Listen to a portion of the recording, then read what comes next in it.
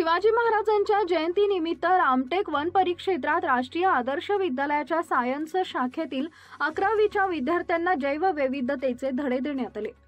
विद्यार्थी मोगारकसा येथील वन क्षेत्रात जाऊन जैवविविधतेबद्दल मार्गदर्शन घेण्यासाठी आले होते।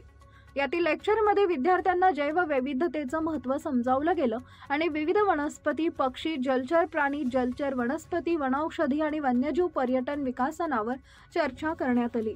यावेळी प्रास्ताविक श्री ए.बी. भगत वन परिक्षेत्र अधिकारी रामटेक यांनी केले। जैवविविधता व त्यांचे संवर्धन काळाची गरज असल्याचं प्रतिपादन मानद वन्यजीव रक्षक अविनाश लोंढे नागपूर यांनी केले।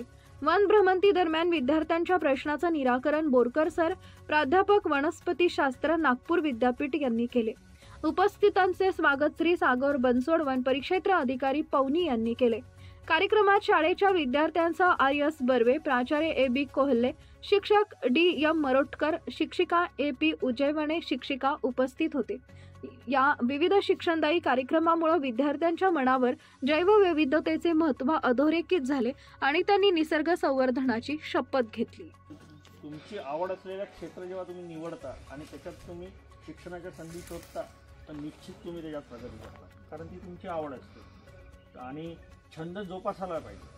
कारण आज तुमच्याकडे इतकं बर्डन असते, तुमचा अभ्यास आता थोडासा नवीन न्यू एज्युकेशन पॉलिसीमध्ये बराचसा अभ्यासक्रम तुमचा कमी करून दिलेला आहे, थोडीशी सुधरवली आहे। दोन विचार असते, आता आमच्यासारख्या लोकांना असं वाटतं की बरोबर नाही आहे, पण तोच दुसऱ्या लोकांचा पाहण्याचा दृष्टिकोन असाही राहू शकतो की एज्युकेशन पॉलिसी चांगली झाली आहे। तर कुठलाही बदल आहे तो ताबडतोब कळत नसतो, एक 2-4 बॅच गेल्यानंतर आपल्याला समजेल की त्या एज्युकेशन पॉलिसीमध्ये चांगलं काय आहे किंवा मग काय त्याच्यातलं, आणि सुधारणा होत असतात।